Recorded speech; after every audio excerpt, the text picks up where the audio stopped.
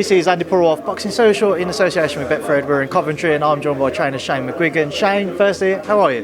Good, thanks, mate. Yeah, just got the weigh-in done, so happy to get that out and we roll on for tomorrow night. Obviously, as always, Azim looking in great shape, looks to go to 5-0. Shane, talk about this camp because as we've edged towards this fight night, there's been a lot more talk about Adam. I remember interviewing you when you used to train Josh, just before he kind of really accelerated onto the world scene, and I asked you this question, I'm going to ask it to Adam. How did you go about trying to keep him grounded to ensure that he could go into fulfil his potential? With Adam, how are you going about doing so? Right fights, right time, do you know what I mean? And also, like, just they're in a gym with, like, Lawrence Okolie's a world champion, they got Dan Dubios, so they're not making the most money in the gym. They're not the world champion in the gym. Like, I feel like if he was back home in Slough training in his gym that he was the sort of king of, it'd be easy to let that sort of stuff go to the head. Do you know what I mean? But I've been there with different people throughout the career, so I understand that it's like, don't get high on life right now because it can fucking crumble real quick. So yeah, just getting him to understand that. You've said to me before, we've said to numerous people that you feel Adam's arguably the best fighter you could work with during your career so far. What in particular about Adam stood out for you that's given you that kind of confidence? That remains to be seen, you know what I mean? I think like what I've always said is he's the most talented kid I've ever worked with. Like, and where he's at 19 years of age, he's further on than any single one of those fighters was at 19. That could be a great positive. That means when he gets to 22, 23, he's ready. He's like already made, and he's already at title level, and he's in massive fights. But that can also be a detriment because some people can burn out if they go too young, hard fights and stuff. And there's lots of wear and tear on the body. So that's down to me to manage. So yeah, I can't remember what else you asked. I was going to be managing him, but on that front, then, provided Saturday goes to plan, how do you expect to see the next year, 18 months playing out for him? Slowly, gradually going into the headline act, whether it's with, chief support and stuff like that. Sky need a superstar. This is their guy. It really is. This is the kid because he's able to transcend communities. He's able to bring communities together. He's just got something about him. He's still very young. He said, he still hasn't quite mastered the whole, like, talking in front of the camera and all of that. That all comes with age. But when it comes to fighting, and when it comes to the look and what they actually really want from boxing, he's that guy. He didn't go to the Olympics. He's still a bit unknown when it comes to that. So not many people are as hot on him as other fighters that have gone to the Olympics and stuff. But he's going to surpass them all. He's going to be a superstar. So it's like we need to keep him learning, keep him in the gym all the time, and to keep building his profile. So in the next 12 to 18 months, maybe a couple of headlines, domestic title, maybe even a Commonwealth title, something like that, and then going on and boxing credible opponents. Like have to jump in too soon. You got Dave. Like we had Josh Taylor box Dave Ryan. I remember, like, whereas it was like that was a good level of fight for his 7th fight, but then we gradually matched him with guys that were slightly tougher, and then we had a little acid test where it was like O'Hara Davies, where he came through that, and that was really like from then on in. It's like, okay, you can deal with the pressure.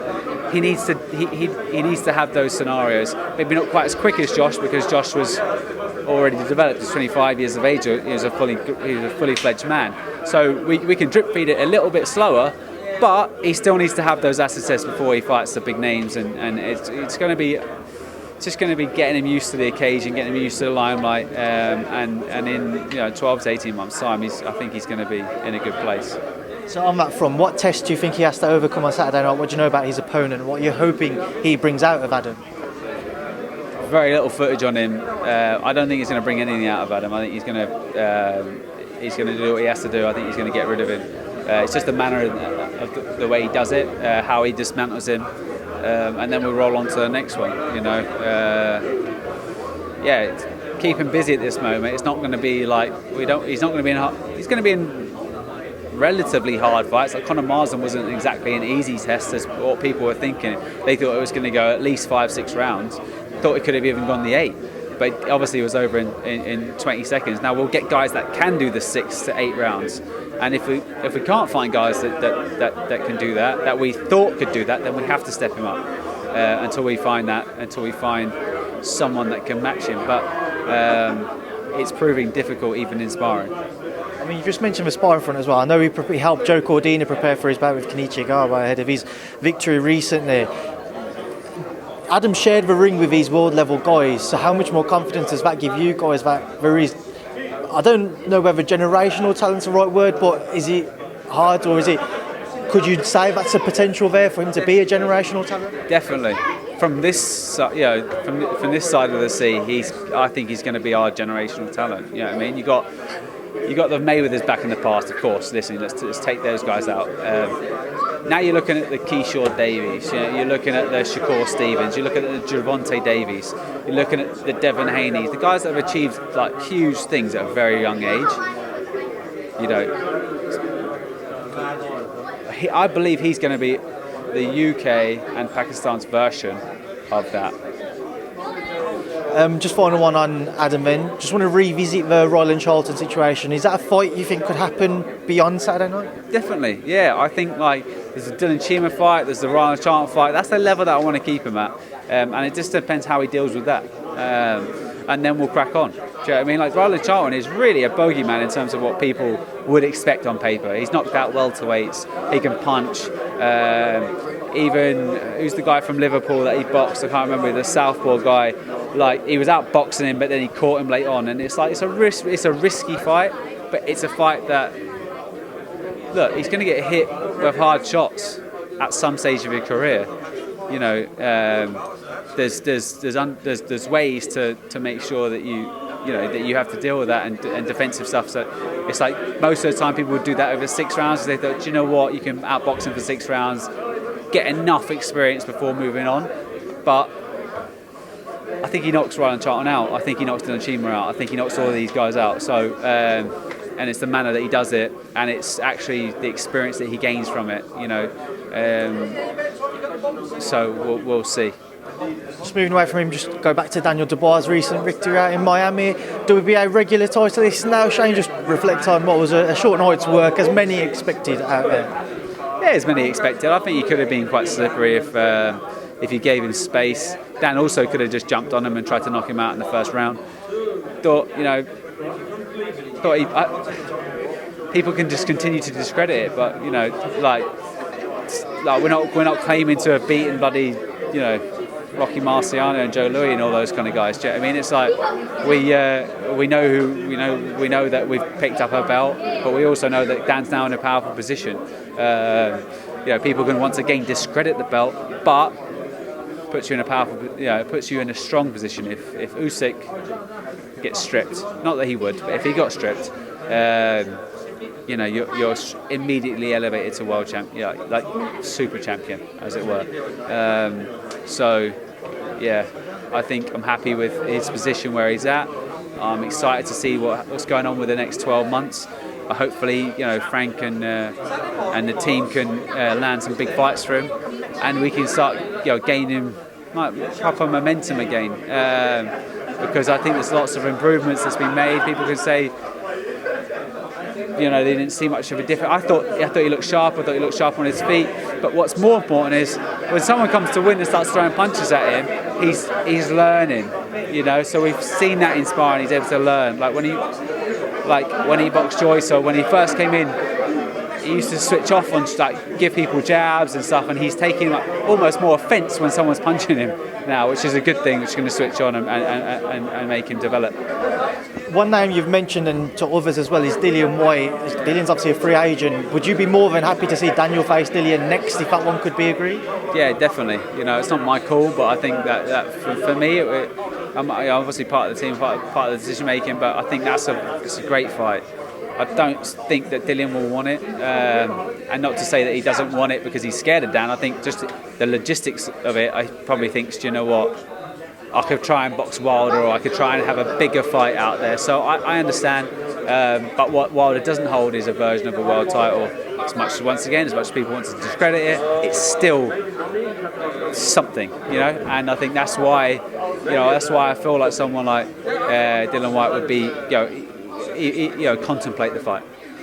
Hughie Fury and Michael Hunter were due to face each other in a mandatory position, or in an eliminator rather, to face Daniel. Would you again been happy to face either of those guys, or were you looking above that? No, definitely. I think that's a great. The winner of that's a good fight. Joe Joyce is still there. So another great fight. At some stage he's going to have to box all of these guys.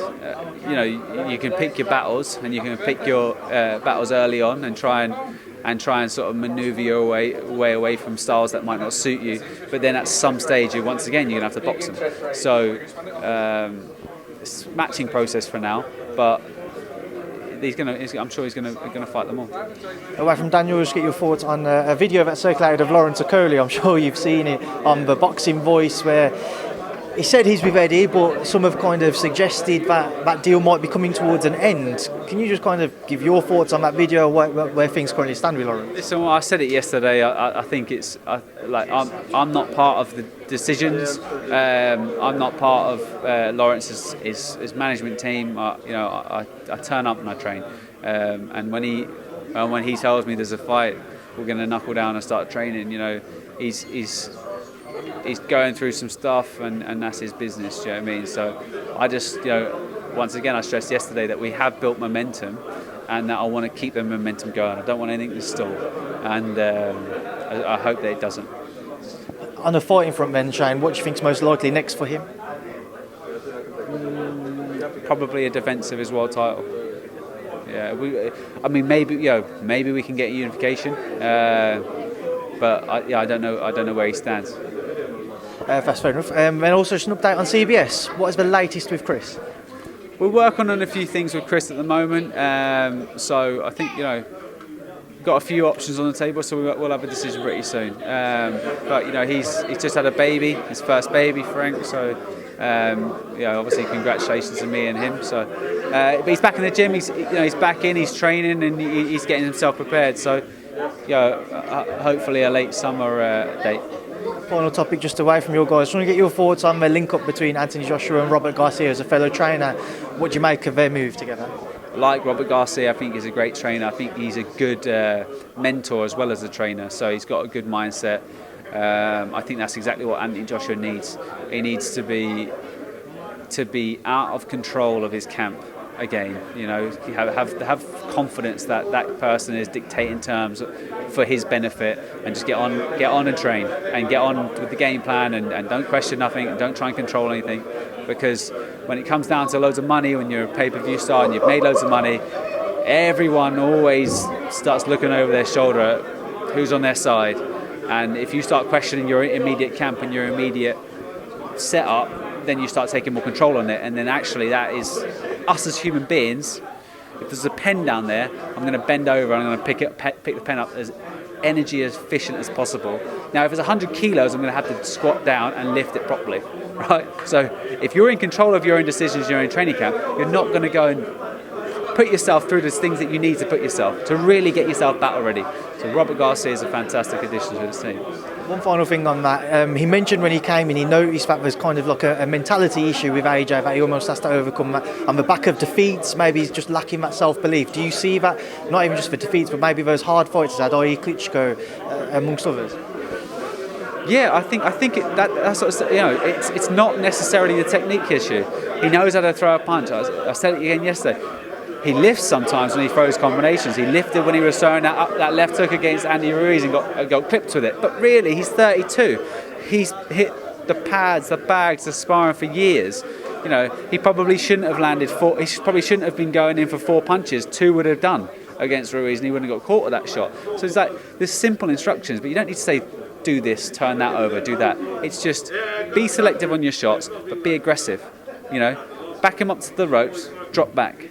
Then conduct the centre of the ring, fire into the body. If you start firing into the body, that head movement and that awkwardness stops moving. then you can start nailing them to the head. There's loads of ways to skin a cat, as it were, but just have the belief in your team and go and execute it, because he's got all the talent, he's got all of the punching power, everything. He just needs the belief again, and I think Robert Garcia, if there's anyone to really, as long as he's got respect, which I think he does, he'll get the best out of him. Right, Shane, I appreciate your time. Now I know the queue is formed behind me, so I appreciate your time as always. Thanks for speaking to me in Box Social. Cheers, Andy. Thanks, mate.